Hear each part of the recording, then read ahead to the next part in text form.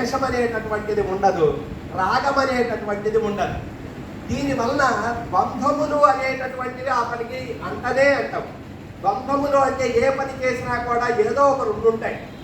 ఏవేంటివంటే లాభము నష్టము, సుఖము దుఃఖము, శీతము ఉష్ణము, ఇలాంటివన్నీ ద్వంద్వములు అంటారు.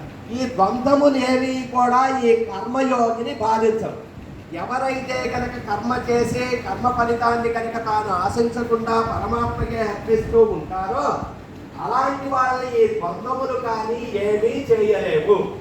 కాబట్టి అలాంటి కర్మయోగి అయినటువంటి వాడు సుఖంగా ఈ సంసారం అనేటటువంటి బంధనము నుండి విముక్తుడవుతాడు అని చెప్పాడు. కాబట్టి ఓ అర్జున, నీవు కర్మయోగి అయినటువంటి వాడివై చక్కగా యుద్ధాన్ని చేసి ఫలితాన్ని నాకు అర్పించు, ఆ విధంగా నీవు ముక్తిని పొందగలవు అని చెప్పాడు. అర్జునుడికి ఒక సందేహం కలిగింది. ఏమన్నా సందేహం? అయ్యా, ఇప్పుడు తేలిగ్గా కర్మయోగం ద్వారా మోక్షం కలుగుతుందంటున్నావు, మరి జ్ఞానయోగం ద్వారా కష్టంగా మోక్షం అంటున్నావు. ఈ రెండింటిలో ఫలితాలు ఏమన్నా తేడాగా ఉంటాయా? ఏదో తేలిగ్గా వచ్చాడు కాబట్టి వీటికి ఒక రకమైనటువంటి మోక్షం, వాడు జ్ఞానయోగంతో బాగా వచ్చాడు కాబట్టి వాడికి ఇంకో రకమైనటువంటి మోక్షం ఏమైనటువంటి ఉంటుంటారు.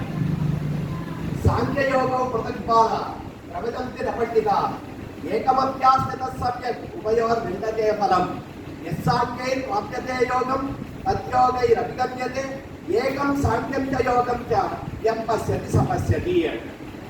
అద్భుత